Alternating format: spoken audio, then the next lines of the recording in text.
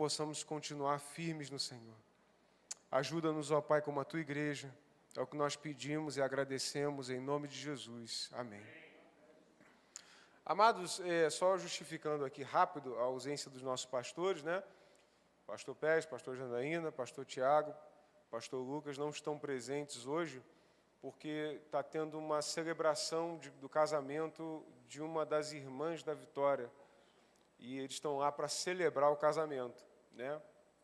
E então, por isso que da ausência deles à noite agora, mas eles estão, eu creio que eles estão até acompanhando online aí, depois está acompanhando online. Se não estiver na hora da celebração, Lucas está aí online. Fala, pastor Lucas, Deus abençoe. E nós vamos seguir aqui com a nossa mensagem. Então, irmãos, eu estava... Quando eu soube do tema, né, da nossa série de mensagens, que é... Qual o tema da série?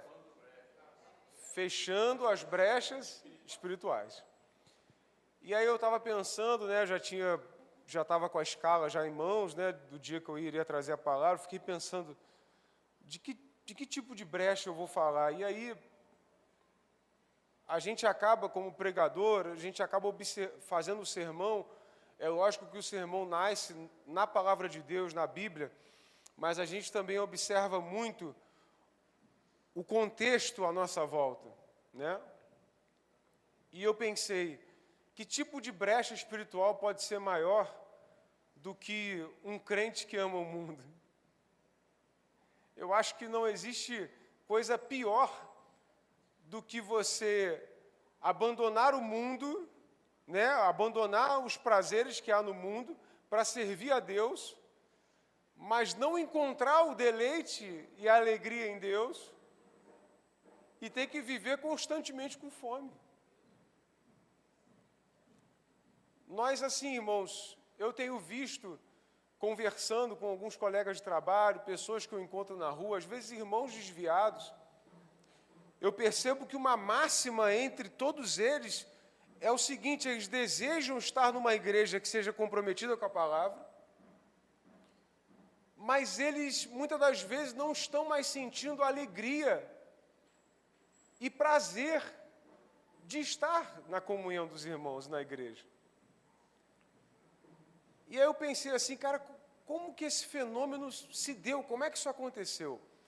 Quando foi que estar, muitas das vezes, num jogo de futebol, ou num shopping, ou vendo um filme, se tornou mais prazeroso e melhor do que estar na presença de Deus?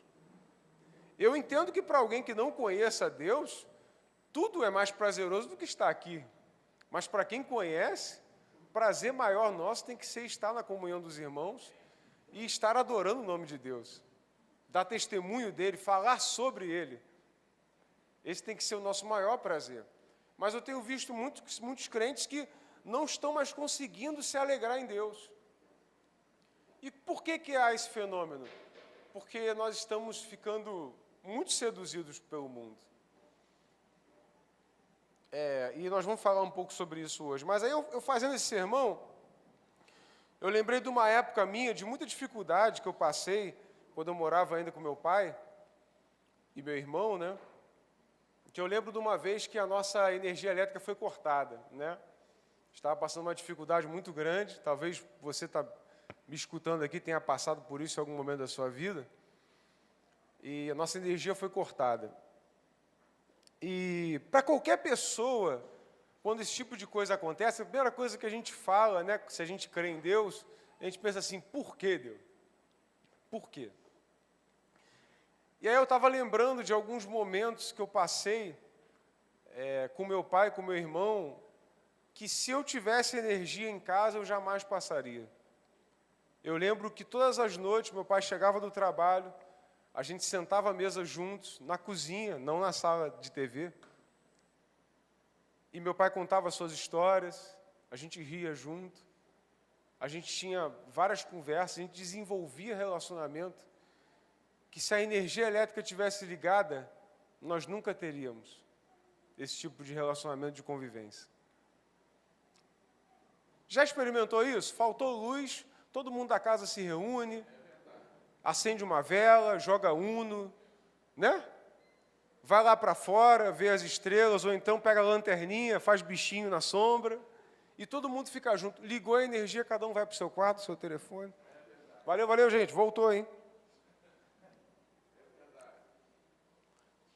E depois que eu me tornei pai, eu percebi o quanto que isso aqui pode me afastar das coisas que mais importam na minha vida.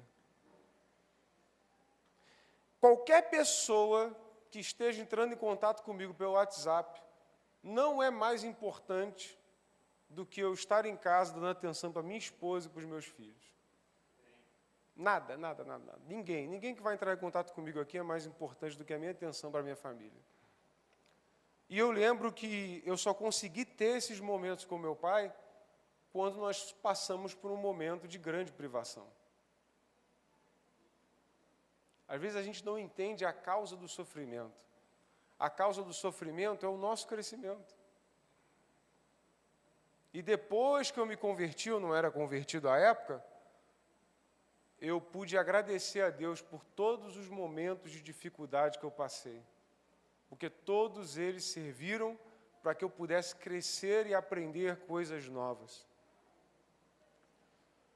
Eu estava conversando com um irmão que viveu contextos muito parecidos com os meus, no ambiente da igreja, e eu disse para ele, meu irmão, uma coisa que eu jamais vou fazer, quando eu falo da minha vida com Deus, é amaldiçoar o meu passado. Jamais amaldiçoe o seu passado. Ah, pastor, mas eu fui de uma igreja em que eu passei por algum problema, ou uma igreja tóxica, ou um líder tóxico, alguma coisa que eu vivi que não foi boa, ou num trabalho ruim. Irmão, pode ter certeza que tudo aquilo que você viveu até o dia de hoje conspirou para que hoje você fosse a pessoa que você é hoje. Tudo que você passou, as coisas boas e as coisas ruins, elas são parte de um plano perfeito de Deus, que nós não somos capazes de entender, mas o que importa é que Ele entende, e Ele sabe o que é melhor para nós. Eu estava conversando com um outro colega de trabalho, e ele muito ansioso, e eu disse para ele, eu também já vivi ansioso assim. A cura para a minha ansiedade foi crer na soberania de Deus. Deus é soberano sobre todos os acontecimentos da minha vida. Tudo que eu venha passar, seja de bom ou de ruim, está escrito nas mãos de Deus. E está debaixo do santo propósito dele para a minha vida. Se eu amaldiçoo os problemas que eu passo, eu estou amaldiçoando a história que eu escrevi, que Deus escreveu para a minha vida. E eu estou amaldiçoando a oportunidade que Ele me dá de crescer um pouco mais na presença dEle. Portanto, se você estiver passando por um deserto hoje, como eu passei há um tempo atrás, e os irmãos oraram muito pela minha vida e pela minha família, saiba do seguinte, não amaldiçoe a sua vida, você mesmo, a sua família, a sua casa, não amaldiçoe aqueles que estão te perseguindo, não amaldiçoe a igreja, não amaldiçoe os seus parentes, não amaldiçoe doenças, não amaldiçoe nada. Saiba que no final Deus tem um plano perfeito. E que Ele há de cumprir na minha e na tua vida. Existem coisas que nós jamais vamos entender, mas o que importa é que Deus sabe o que está fazendo. Você confia nele? Você confia nele? Porque, amados, essa é a base da nossa fé. Sem isso, nós somos piores do que os ateus. Se nós não tivermos essa confiança no Senhor, nós somos piores do que ateus. Porque ateus acreditam no acaso. E nós acreditamos em quê? No acaso também? Se quem não crê acredita que o universo começou por uma explosão aleatória, então nós vamos crer também na aleatoriedade? Não. Nós cremos na soberania do plano eterno de Deus. Eu lembro de um caso, eu citei, acho que até com alguns pastores, eu não lembro, não sei se foi aqui no púlpito, Os irmãos acompanharam, uns anos atrás, alguns irmãos na Nigéria que foram executados, foram decapitados numa praia. O vídeo circulou muito nas redes sociais, acho que foi 2016, 2015. E aí eu lembro que uma das mães daqueles homens que foram executados, uma daquelas mães encontrou o assassino do seu filho. E aí um repórter colocou os dois de frente, né? E aquela mãe falou assim: eu quero te agradecer, porque você encaminhou meu filho para a eternidade. Ele morreu e agora está nos braços de Jesus, nas ruas de ouro, na morada eterna, onde não há choro, não há morte, não há mais tristeza, não há mais dor. Onde as coisas velhas passaram e tudo se fez novo. Mas ele disse: se você morrer hoje, para onde você vai? Estava falando até com o Lênin, a gente subindo no elevador, ela falou: ih, Jesus está me mandando mensagem. Eu brinquei com ela, eu falei: se Jesus te chamar, vai logo. Não se demora não, Jesus chamou. Eu falei para ela: se Jesus me chamar, eu vou agora. O povo pode até chorar um pouquinho, eu deixo chorar um pouquinho. Mas depois faz um banquete, se alegra, que eu vou estar lá na Rua de Ouro, feliz da vida. Pode ter certeza disso. Você acredita nessa verdade?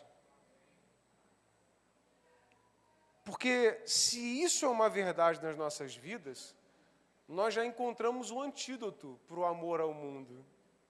Por que eu não amo mais o mundo? Porque eu estou buscando um tesouro muito maior em Deus. Muito mais precioso, muito mais duradouro, eterno no Senhor. Amém? Glória a Deus por todos os momentos de dificuldade que Ele nos permite passar para que nós estejamos mais perto dEle. Amém? Agora, irmãos, quando se fala de amor ao mundo, a gente acaba sendo pego em um dilema. Porque a gente tem a tendência de pensar de duas formas diferentes. Primeiro não amar o mundo vai me fazer, então, me tornar uma pessoa ranzinza, que não se alegra com nada, que não desfruta de nada, que não se permite viver nenhuma bênção, nem desfrutar de coisas boas, por causa da possível tentação de que ele acabe amando as coisas mais do que Deus.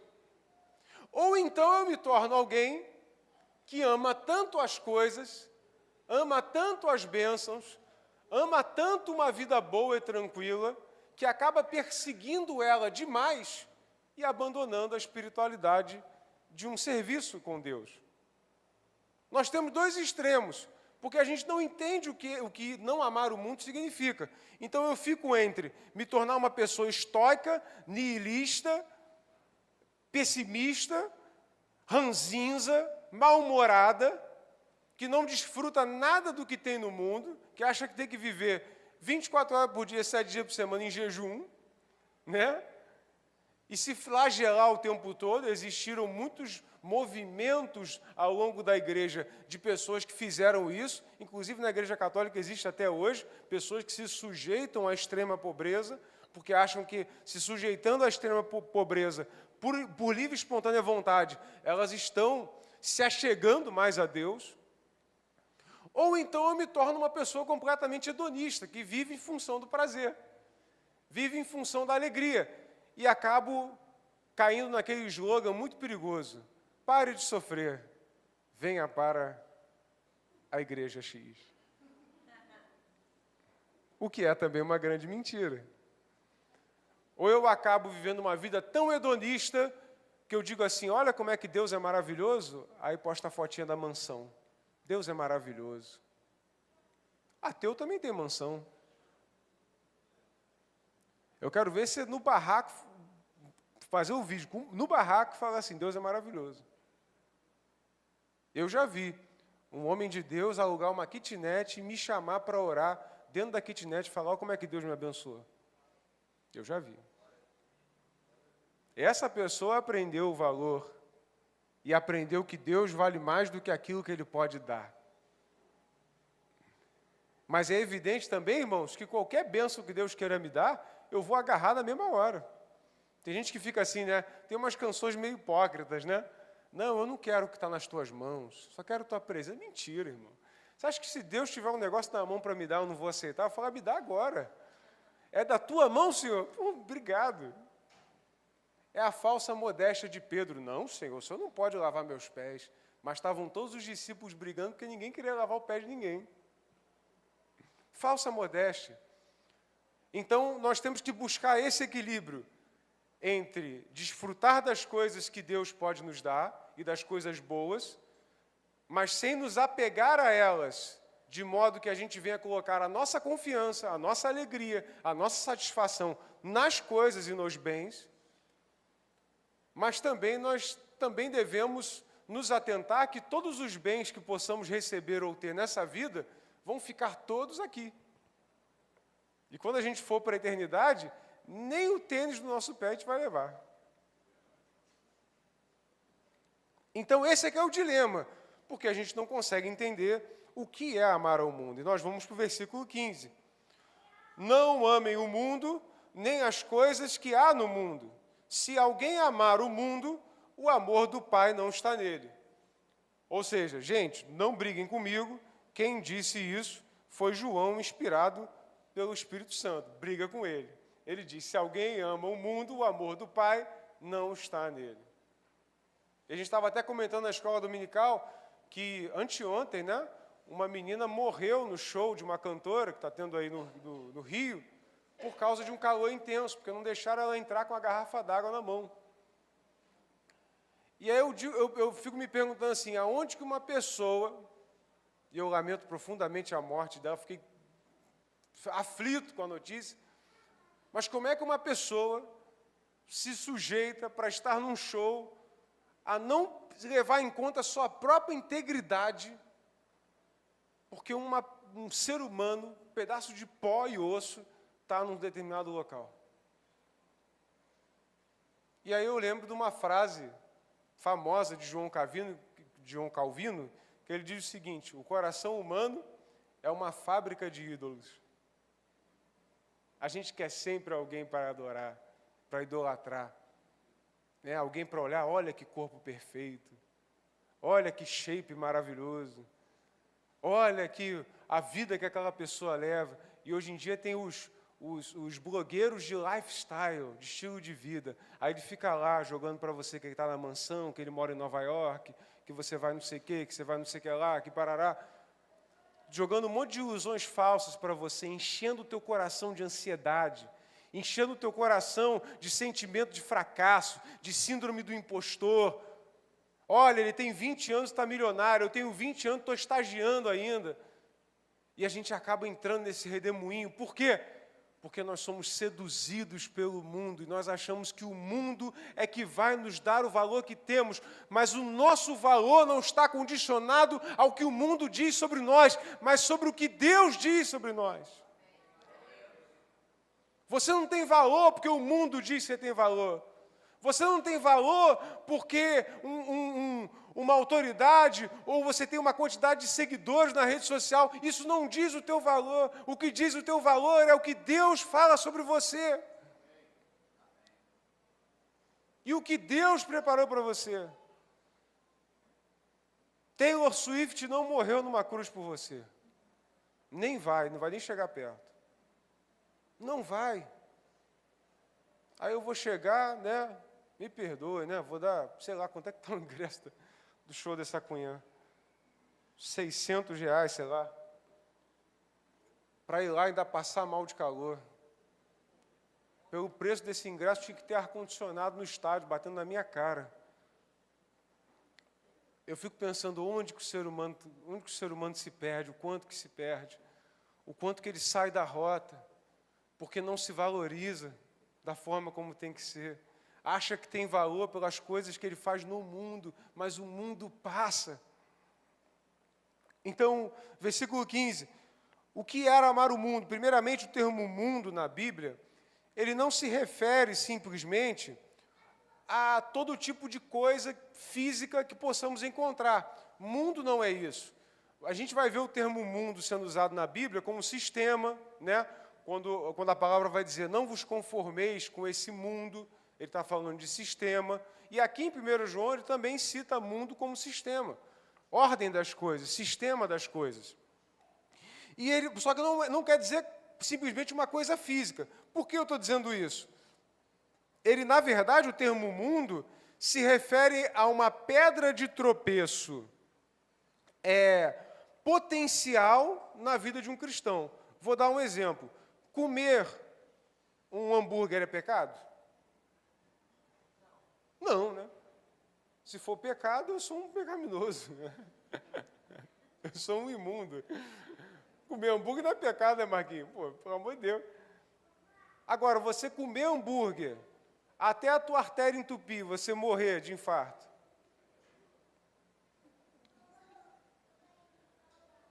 Eu me matar de trabalhar só para comer hambúrguer e esquecer de Deus.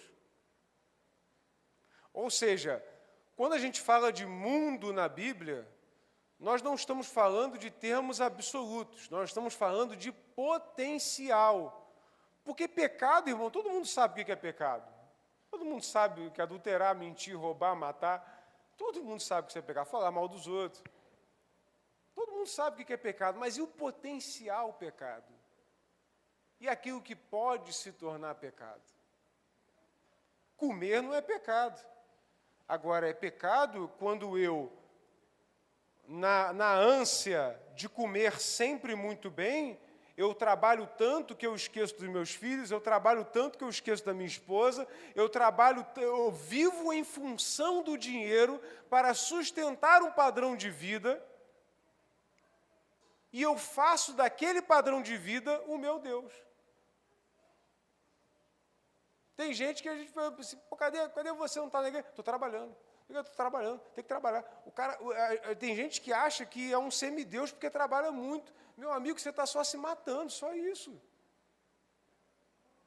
Você está se arrebentando para ter um padrão de vida inalcançável, sacrificando a tua saúde. O dinheiro que você ganhar hoje, você vai gastar com a tua saúde depois, porque às vezes você perde a hora de comer, perde a hora de almoço, tem que comer nos momentos certos. Aí, no momento em que o teu metabolismo está mais acelerado, que é de dia, você não come nada. Depois, quando você vai parar de trabalhar, que é de noite, teu metabolismo está desacelerado, você precisa de menos calorias e você vai consumir muita caloria. Aí você engorda, tem problema de saúde, tem que ir para nutricionista, tem que ir para a academia. E, no final das contas, fica igual o livro de Eclesiastes. Vaidade de vaidades, diz o pregador. Tudo é vaidade.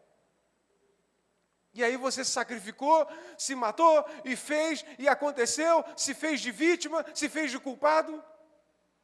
Quando, na verdade, você deveria ter vivido uma vida mais simples. E ter procurado, de todas as formas, desfrutar as coisas que realmente importam. E não viver em função do mundo. João vai ser muito claro, ele vai dizer, se você ama o mundo, o amor do Pai não está em você. Obrigado, meu irmão. Se você ama o mundo, o amor do Pai não está em você. É um alerta para a tua vida. Às vezes você pode dizer assim, poxa, pastor, eu trabalho, cumpro meus horários, não tenho muito, mas também não me falta. Irmão, continua assim. Não se arrebenta todo, não. Não se mata de trabalhar, não. Não pensa que isso vai te engrandecer. Só vai fazer com que você parta dessa vida mais cedo e deixe um monte de gente com saudade.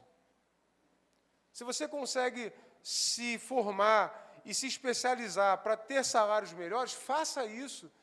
Mas não fique trabalhando de domingo a domingo pelo resto da sua vida. Não viva em função de mamon. Porque no final das contas, tudo isso vai ficar. Tudo isso vai ficar. Então eu posso desfrutar de uma boa comida, de uma boa bebida, de uma viagem?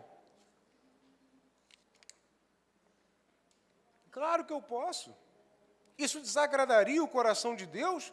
De forma nenhuma. Curta a sua viagem, curta suas férias, compre suas coisas.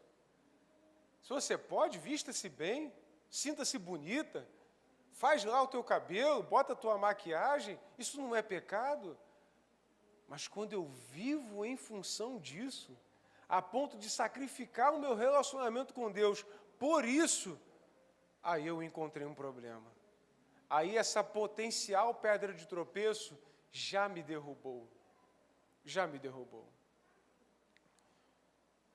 Se Deus nos dá uma bênção material, nós devemos nos agradar e se alegrar com ela. No entanto, se alguma experiência ou coisa material torna-se uma condicional para a minha alegria e satisfação, então Deus já não é mais o meu único motivo de alegria. É muito simples. Pega alguém que tem muita coisa, come sempre comidas boas e bota um arroz com ovo na mesa dela. Vê se ela vai glorificar ou amaldiçoar. Se glorificar, teu coração não está nas coisas. Se amaldiçoar... Pastor, onde é que está isso na Bíblia? Moisés saiu do Egito com o povo. E tinha maná que caía do céu todo dia. 40 anos de sandália, meu irmão, que não se desgastou. E o que o povo reclamou? Que saudade da carninha do Egito. Que saudade da cebola. Aquela onion rings de Faraó. Que saudade, papai. Né? E o que aconteceu com a terra? A terra abriu e o povo, tchau. Não serve para entrar na terra prometida. Entendeu? O problema não é você comer a sua carne. O problema é quando você faz de comer carne o seu Deus. O problema não é você desfrutar de boas viagens. O problema é você fazer do teu estilo de vida o seu Deus. O problema não é você buscar ter uma boa imagem e se cuidar e estar bonito, estar bonita. O problema é quando você faz da sua imagem o seu Deus. Nós precisamos entender que tudo que tudo que tem um lugar de prioridade na nossa vida torna-se o nosso Deus. Portanto, se o seu trabalho te consome toda a tua vida, todo o teu bem-estar, consome a tua saúde, mude de trabalho.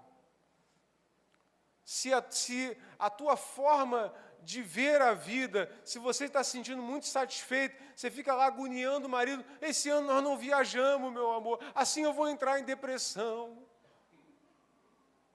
Vocês estão rindo, mas eu conheço gente que é assim. Eu conheço. O marido só é bom quando o marido dá dinheiro. O dia que não tem dinheiro, o marido passa de anjo a demônio. Eu conheço homens que entraram nesse laço. O sujeito ficou desempregado, o casamento quase que acaba. Por quê? Porque a mulher está na igreja, mas o coração não está em Deus. O coração está nas coisas. E o mundo hoje vive de aparências. Abra o teu Instagram hoje, o que você vai ver? Aparência, aparência, aparência, vida de mentira, aparência, aparência, aparência.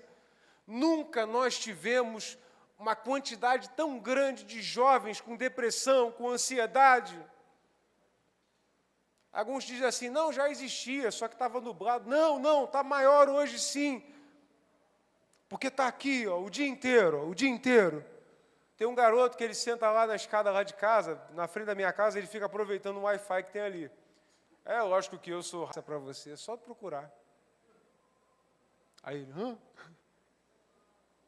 Aí toda vez que eu passo a ele, e aí? Está aprendendo física quântica? Ele, hã?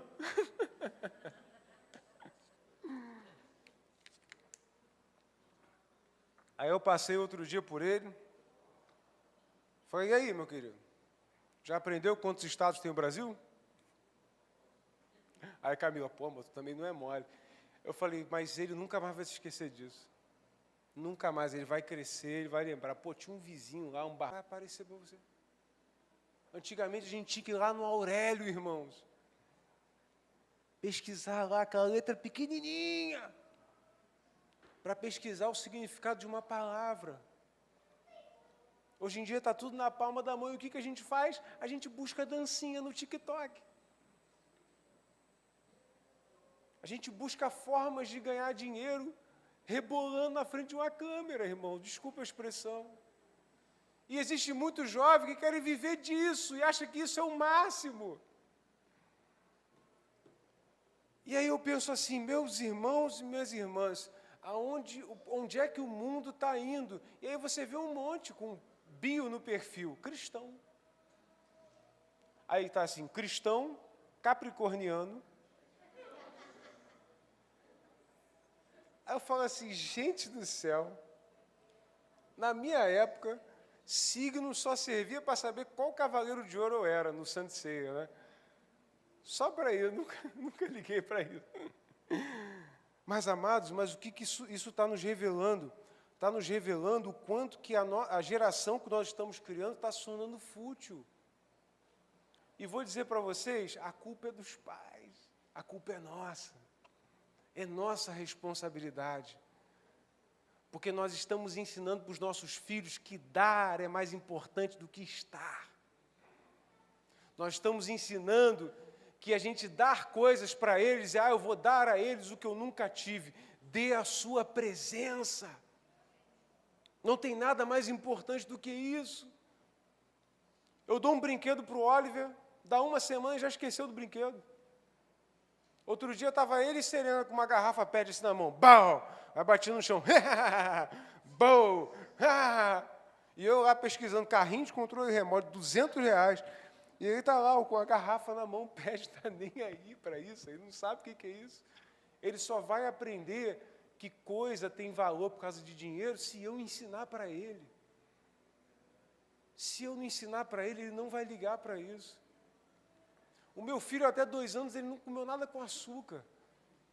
Tenta dar refrigerante para o Oliver, depois você tenta. Ele olha assim, não gosta, não toma. A culpa é de quem? A culpa é minha. O garoto vai lá, o café da manhã, fofura e guaravita. Isopor e graxa. De manhã cedo é uma beleza, para dar uma gastrite no futuro é uma delícia. Quem é o culpado? É a criança. Tem uma vez que eu vi uma reportagem, não, mas ele só quer comer isso. Mas a culpa é de quem? Quem é que bota a comida dentro de casa? E nós estamos achando assim, não, pastor, não fale isso, pelo amor de Deus.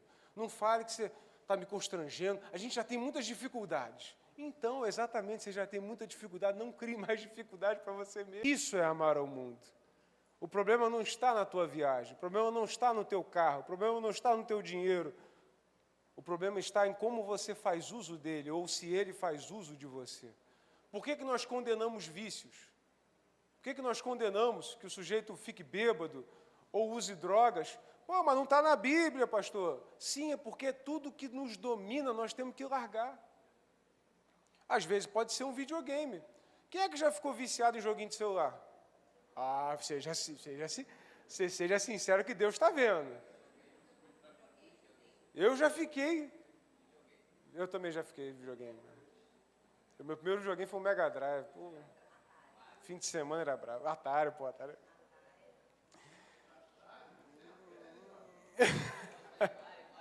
O Mario Bros. Eu já fiquei, irmãos. Aí era aqueles jogos chamado pay to win, né? Você tinha que ficar comprando recursos para você poder competir com outros jogadores, senão você não ganhava. Eu falei, pô, o troço está querendo ganhar meu dinheiro, e eu estou lá tentando ganhar na pobreza, né? Sem gastar dinheiro. Eu falei, cara, o troço está tomando meu tempo todo. Estou lendo mais nada, estou lendo mais um livro. Não, excluí. Tchau. Tinha outro jogo também que eu estava jogando, estava tomando muito meu tempo, excluí, mandei embora. Facebook eu já nem tenho mais o aplicativo. O pessoal que está me mandando mensagem no Messenger, aviso de novo, não tem mais Messenger. Só tem o Instagram, assim, já querendo excluir. Eu só não excluo porque eu posto uma palavra, às vezes o pessoal reage, aí eu vejo, pô, pode ser benção. Mas, assim, não tem TikTok, não tem o Kuai, não tem o Facebook, só está lá. Só reposto que vai do Instagram para lá, eu não posto mais nada, porque senão toma o nosso tempo. Aí pergunta se a gente consegue ler um livro. Todo mundo hoje está na correria, não tem um tempo. Estou na correria, não tem um tempo. Não é tempo, irmãos, é prioridade. O mundo está tomando muito nosso tempo e Deus está tirando pouco tempo de nós. Quando Deus deveria tirar todo o nosso tempo e o mundo não tinha que ter nada. Quer ver uma coisa? Hoje eu estou no meu trabalho e há uns anos atrás eu ficava muito ansioso no trabalho, muito preocupado. Eu hoje fico tranquilo no trabalho, o pessoal está lá, às vezes nervoso. Eu falo, irmãos, quieta o coração, vamos louvar a Deus. Aí tem hora que eu brinco, né? Eu falo assim, aí tem um irmão nosso lá, que também ele é da presbiteriana, aí eu falo assim, tá bom, fulano, já sei que murmurar você sabe, e cantar um hino de louvor ao Senhor, puxa um aí. Porque Ele vive, posso crer no ar. Aí ele, porra, Rodrigo, tu é demais, hein, cara? Eu falei, não, capaz de murmurar, rapaz.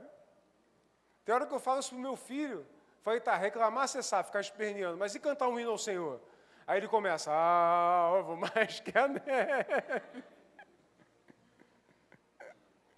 Porque é assim, irmãos, é assim. Aí a gente pode pensar, pastor, Eclesiastes diz, não seja demasiadamente santo. Não interpreta essa palavra errado. Muita gente interpreta errado. Você nunca vai conseguir ser santo demais. Fica tranquilo. Nem eu vou conseguir. A gente, por mais que a gente tente, a gente continua a gente continua miserável. A gente continua pecador. Você não vai ser santo demais, não se preocupe. Pode trabalhar a tua santidade. Você não vai ser santo demais. A gente vai ter que todo dia pedir perdão pelas coisas que a gente pensa, deseja errado. Pelas vezes que a gente devia ter falado coisas e não disse, as coisas que a gente não devia ter dito e disse, não devia ter feito e fez. Nós vamos sempre ter uma luta. Mas o que nós podemos aprender com o versículo 15 é, não aumente a tua luta. Você já serve a Deus, você já tem dificuldades, assim como eu também tenho. Nós temos muitos desafios pela frente. Nós estamos aguardando a volta de Jesus, amém? Está aguardando a volta de Jesus, irmão? Você não está dizendo assim, não volta agora não. Você não diz isso não, né? Você já tirou isso da tua vida, né? Porque você vai lá para os judeus estão esperando todo dia. Todo dia eles estão esperando. Sabe por que eles todo dia estão clamando por um Messias? Porque eles estão sofrendo. Está sofrendo, aí lembra do Messias.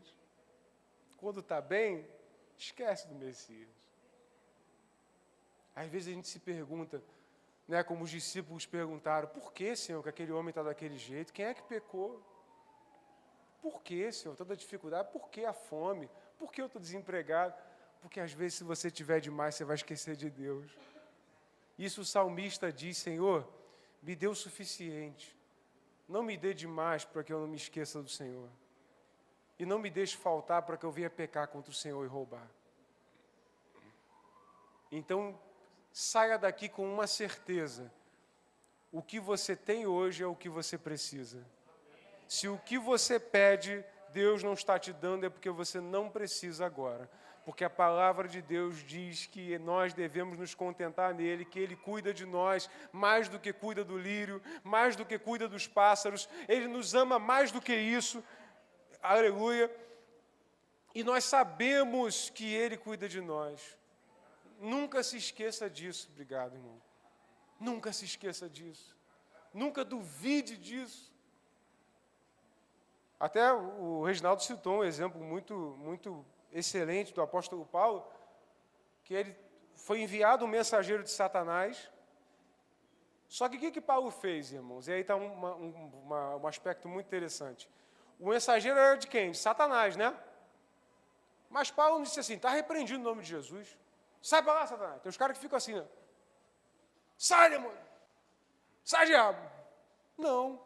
Ele foi até Deus. E disse assim, Senhor, afasta de mim esse cara. Não sabemos o que é, né? Se era uma tentação, se era uma condição física. Alguns falam que foi por causa da cegueira, outros dizem que é uma luta que ele tinha, talvez por ser viúvo, né? Não ser casado. Ninguém sabe ao certo. Mas o mensageiro de Satanás esbofeteava ele. E a palavra de Deus diz que era para quê? Para que ele não ficasse soberbo. Ele primeiro diz que ele teve revelações grandiosas. Ele diz, Senhor, irmãos, eu tive revelações como ninguém teve. Fui até o terceiro céu, vi lá coisas que eu não posso nem pronunciar. Mas para que eu não ficasse soberbo, para que eu não me exaltasse, foi-me enviado um mensageiro de Satanás, um espinho na carne, que me esbofeteava. E ele foi até quem? Até o diabo? Dá ordem para o diabo. Não, ele foi até Deus. Porque quem enviou o espírito, o espinho? Deus. Sem o espinho, o apóstolo Paulo mesmo disse, ele ia ficar soberbo. E o espinho foi enviado. E Paulo disse, Senhor, afasta de mim esse espinho. O que o Senhor respondeu para ele?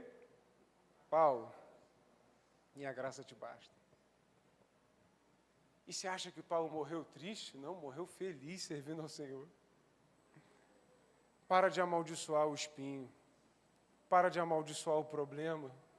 Para de amaldiçoar a dificuldade.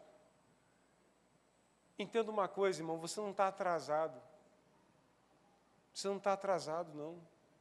Você não está atrás de ninguém, você não está correndo contra ninguém, você corre contra você mesmo, contra o teu próprio desejo, contra as tuas próprias paixões, contra as suas próprias tentações, você não está competindo com ninguém. Ah, porque fulano tem a mesma idade que eu, está não sei aonde, comprou não sei o quê. Não fique olhando para isso, olha para o que você tem em Deus. Se alegre com o que você tem. Se contente em Deus. Não há outra maneira de vencer o mundo e o amor do mundo a não ser o contentamento no Senhor. Você não vai ver ninguém que não crê em Deus falando isso para você. Todo mundo vai dizer para você, não. Acorde 4 horas da manhã, durma meia-noite. Enquanto eles estão dormindo, você estuda. Enquanto eles fazem, você não sei o quê. E isso se mata, né, irmãos? Acaba com a tua saúde. Se arrebenta todo. Quantos a gente não conhece, irmão? Não dorme direito, não come direito, está cheio de problema de saúde. Eu falo, irmãos, eu acordo, eu tenho que trabalhar, eu tenho que estar 8 horas lá onde eu trabalho. Eu acordo 5h30 da manhã.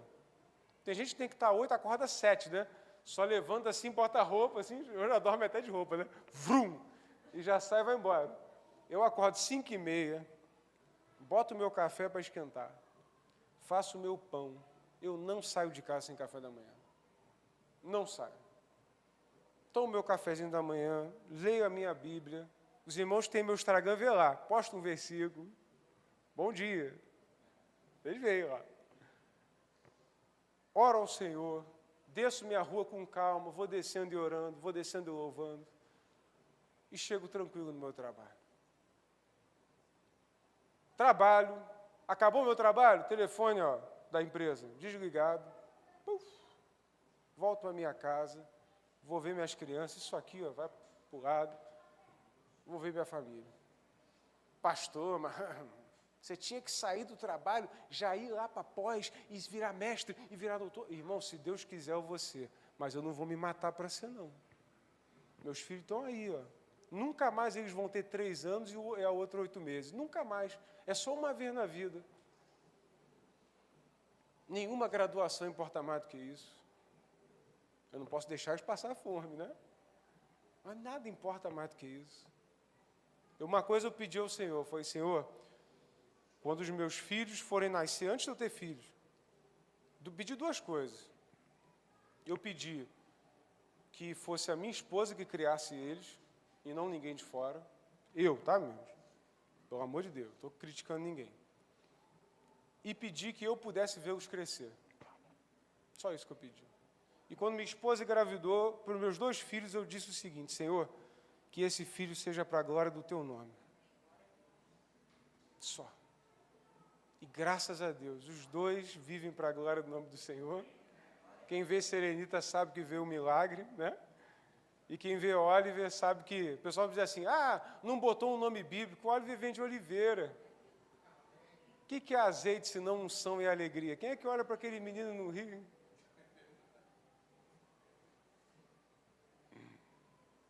Você pega a Serena, ó, Serena vai com todo mundo no colo. Quem disse que não é nome profético? Vai com todo mundo. Eu estou aqui no altar, eu estou vendo a Serenita assim, ó. Esticadinha assim, com as bochechinhas, o coqueirinho. Com todo mundo no colo da igreja, não esquenta com nada. Aquela menina, tu fala qualquer coisa para ela, Eu vou querer coisa melhor do que isso. Nada mais importa, irmãos. Não tem coisa melhor que isso, não. Não perca tempo, não perca tempo. Tem coisas que são muito importantes, mas não são essenciais. A vida tem disso, ela é um jogo muito minucioso. Às vezes você pode fazer um movimento pensando em algum bem, mas você está mirando algo muito importante, deixando de lado algo que é essencial. Deus sabe, irmãos, que desde quando eu comecei minha caminhada com Deus, e tem irmãos aqui que me conhecem desde quando eu me converti, pastor Ulisses, Duda era uma criança, Luciana, Conceição, me conhece desde quando eu me converti, Lene, Marcinha, Dudu, me conhece desde quando eu me converti. Eu nunca negociei, irmãos, estar na presença de Deus, servir ao Senhor e fazer o que eu tinha que fazer, me comprometer no Senhor e com a igreja. Nunca, nunca. Sempre contribuí com a obra do Senhor, desde quando eu consegui meu primeiro emprego, meu primeiro salário. Nunca faltei. Alguns podem olhar para a minha vida e dizer assim, teve uma vez que uma pessoa, né, por uma infelicidade, falou uma coisa para mim assim, Rodrigo poderia estar muito melhor. E eu digo assim, eu hoje, com as coisas que eu passei e com aquilo que Deus me permitiu ter, eu não poderia estar melhor. Porque eu não tinha absolutamente nada. Não tinha nada, irmãos. Não tinha nada. A gente foi criado com muita dificuldade. Eu tenho essa cara de playboy, mas é só a cara. Passei muita dificuldade. Muita dificuldade. Mas, graças a Deus, eu vejo o que eu tenho hoje. Eu falo, Senhor, nunca que eu imaginei que eu ia ter uma esposa tão maravilhosa quanto a que eu tenho. Filhos tão maravilhosos.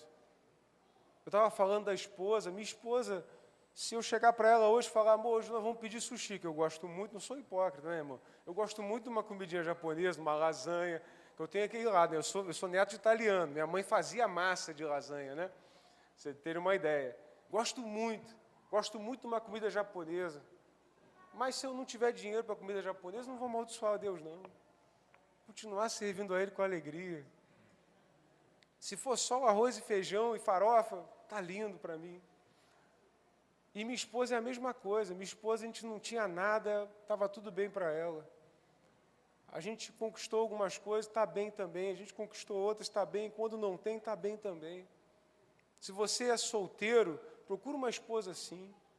Tira o olho da minha, mas procura uma esposa que tenha esses atributos, sabe? Seja simples. Seja simples. A sua, né, Reginaldo? Isso aí. É isso, irmãos.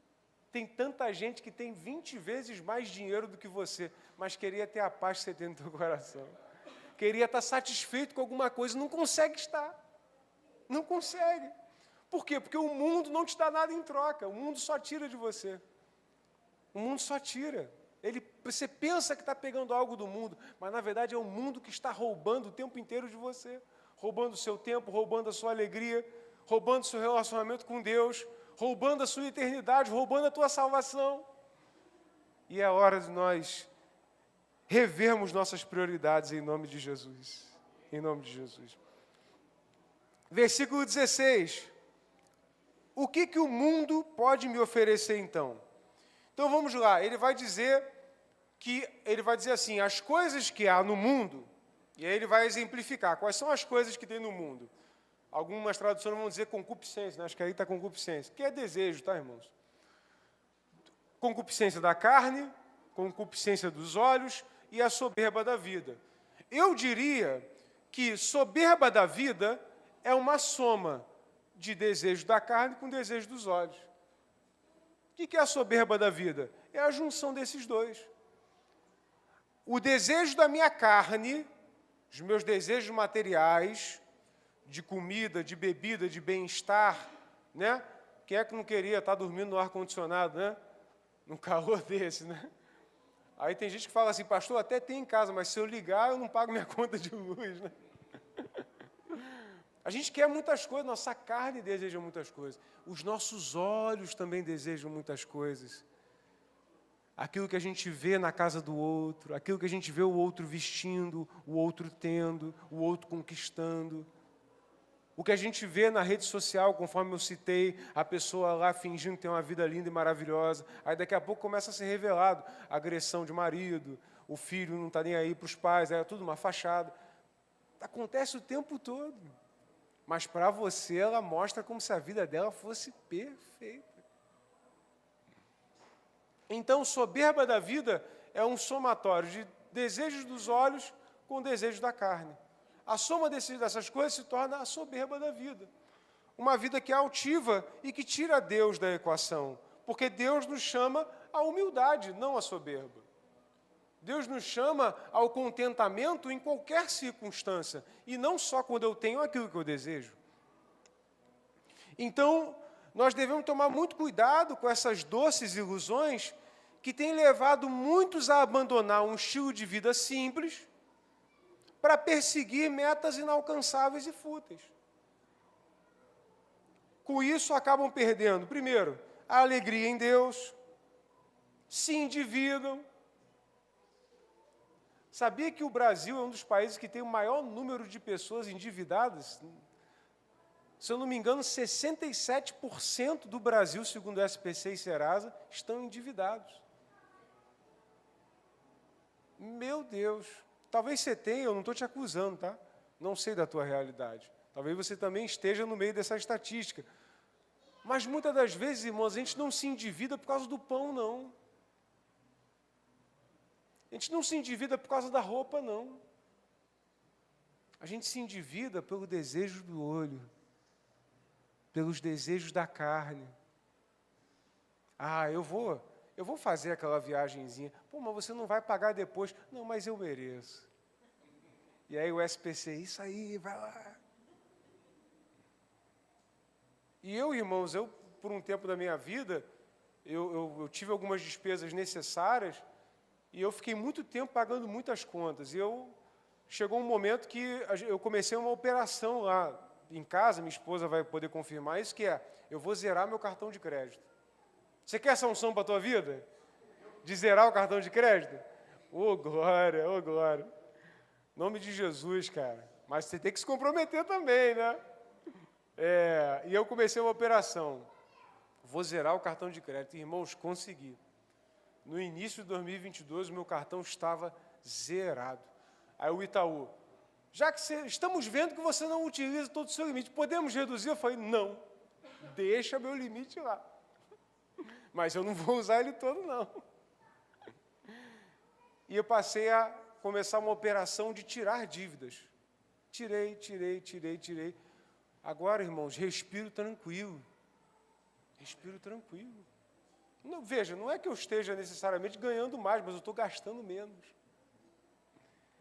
E aí eu falei com a minha esposa o seguinte, falei, amor, e ela, evidente, concorda comigo.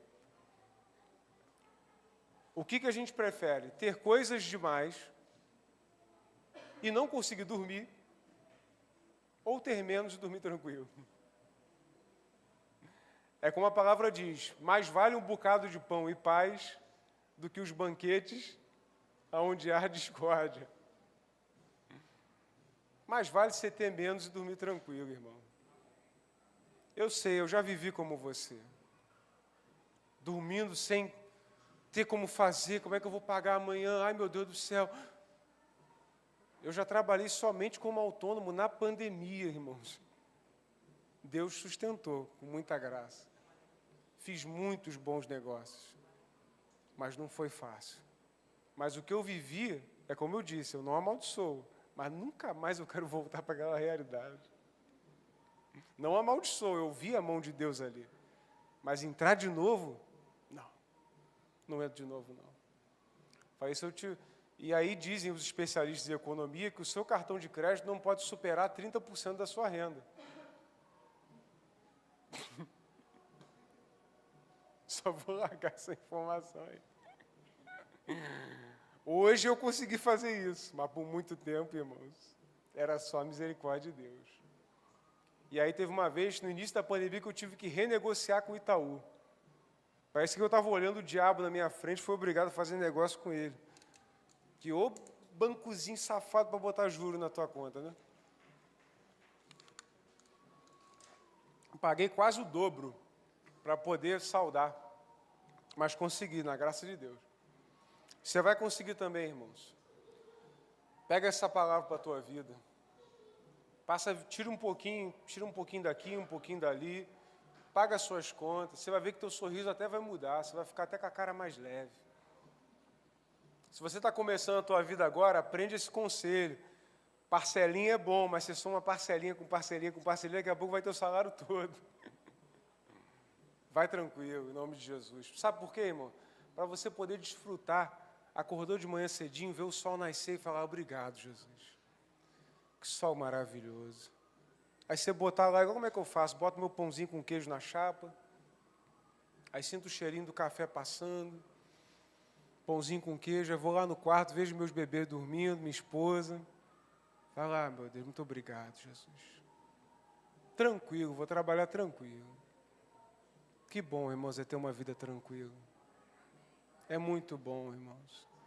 E o meu desejo não é que você fique rico, irmãos. É lógico que se você fizer bons negócios e quiser ajudar a gente a comprar o terreno da igreja, vai ser muito bem-vindo, nós estamos precisando.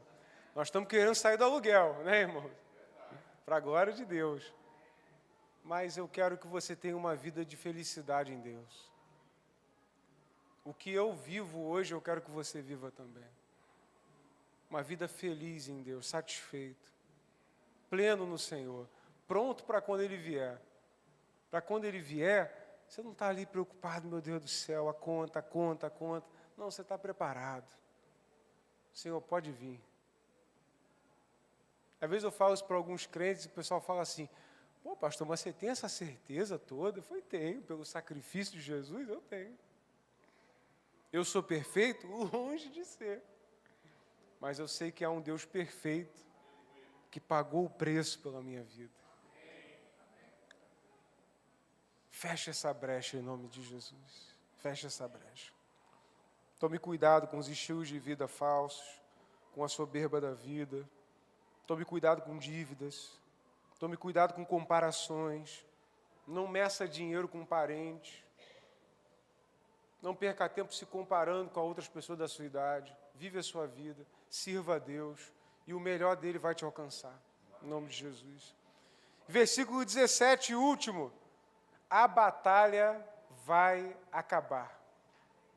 Saia dela vitorioso. O que diz o versículo 17? Ora, o mundo passa, bem como os seus desejos, mas aquele que faz a vontade de Deus permanece para sempre. Então é simples. Está preocupado com o mundo? Saiba disso, o mundo vai passar. Mas quem faz a vontade de Deus vai permanecer. João nos dá, pela inspiração do Espírito Santo, o apóstolo João, um prazo de validade para essa luta contra os nossos desejos. A carne luta contra o Espírito, Gálatas vai falar sobre isso. Mas quando nós temos a revelação de Deus em nós, mesmo lutando contra a carne, eu não fico infeliz. Eu me alegro na luta contra a carne. A palavra vai dizer, eu me alegro na perseguição, eu me alegro até na privação, porque eu entendo que ela faz parte de um plano de Deus para me tornar mais santo, mais preparado, mais alegre em Deus, mais contente, para que eu possa experimentar o melhor dele na minha vida. Então, irmãos, alguns dizem assim, não, pastor, mas a carne luta contra o Espírito, então por isso eu vou para a igreja emburrado, eu vou para a igreja contra a minha vontade. Irmão, se algum dia você foi para a igreja contra a sua vontade, eu louvo a Deus porque você veio, mas que isso não seja uma constante na tua vida.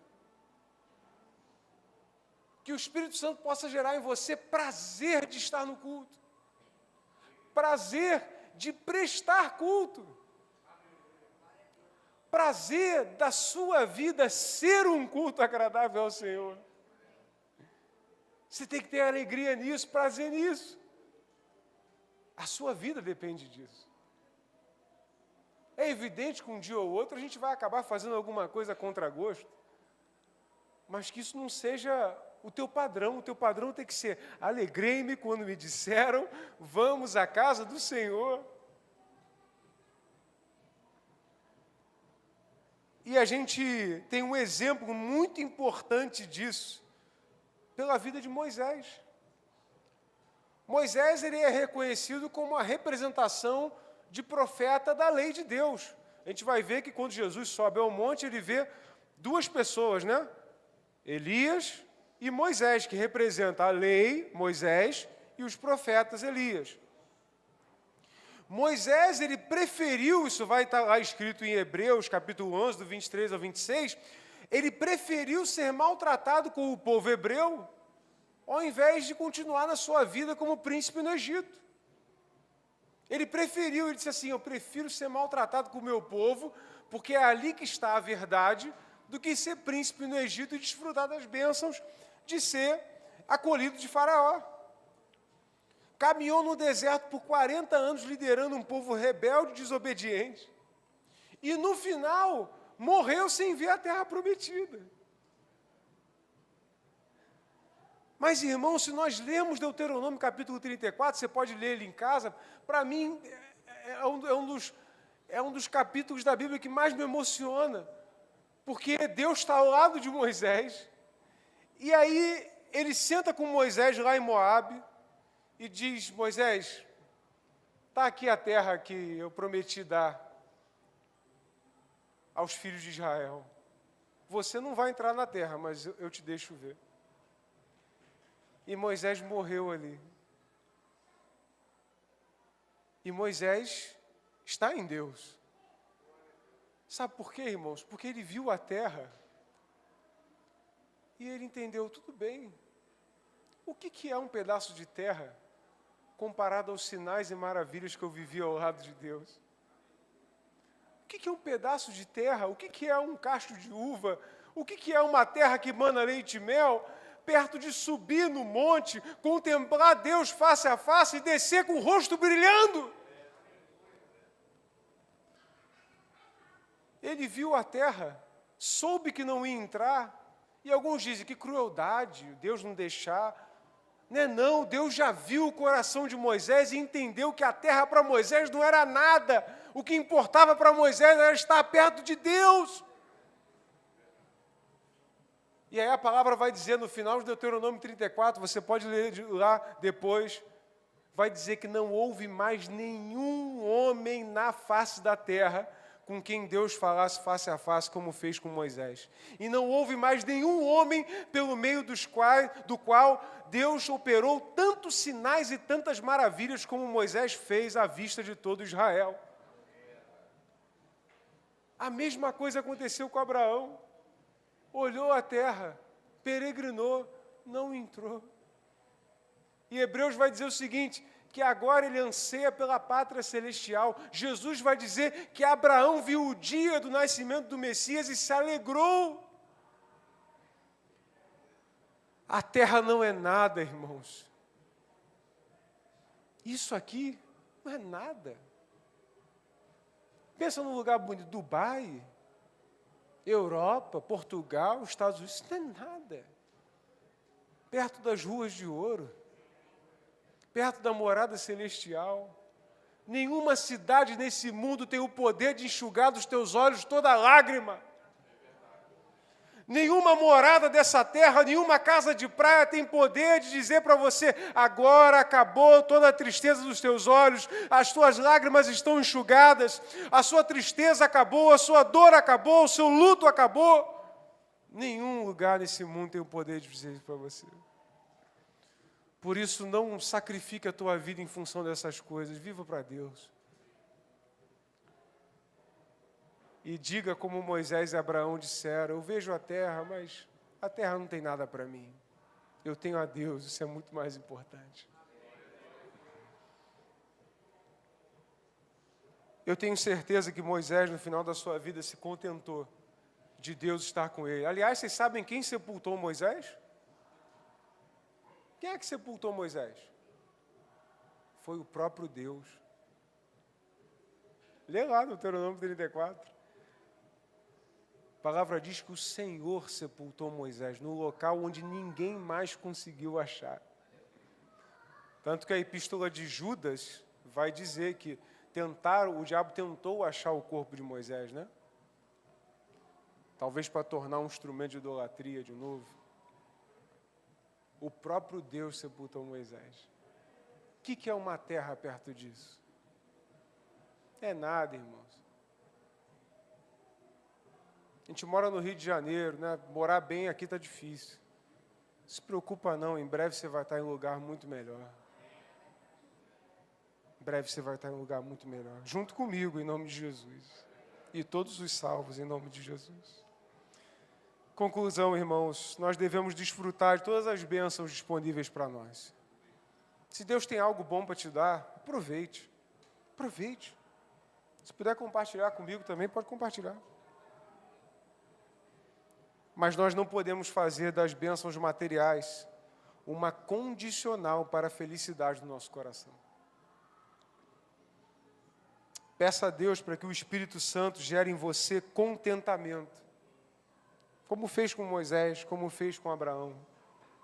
A nossa alma não pode se perder em meio a tantas ofertas do mundo. Nós temos um tesouro muito maior pela frente, em Cristo Jesus, nosso Senhor. Eu queria compartilhar um salmo com os irmãos, só tem três versículozinhos, Salmo 131. Eu vou ler aqui para os irmãos. Preste atenção. Senhor, não é orgulhoso o meu coração, nem arrogante o meu olhar. Eu não ando à procura de coisas grandes, nem de coisas maravilhosas demais para mim. Pelo contrário, fiz calar e sossegar a minha alma. Como a criança desmamada se aquieta nos braços de sua mãe, assim é a minha alma dentro de mim. Espere, ó Israel, no Senhor, desde agora e para sempre. Qual é a mensagem que eu deixo hoje para os irmãos? Em meio a tantas ofertas, problemas, lutas, tentações, desejos, que você possa fazer como esse salmo aqui. Se imagine como um bebezinho de colo. Vai para o braço do Senhor. Aquieta a tua alma e descansa nele.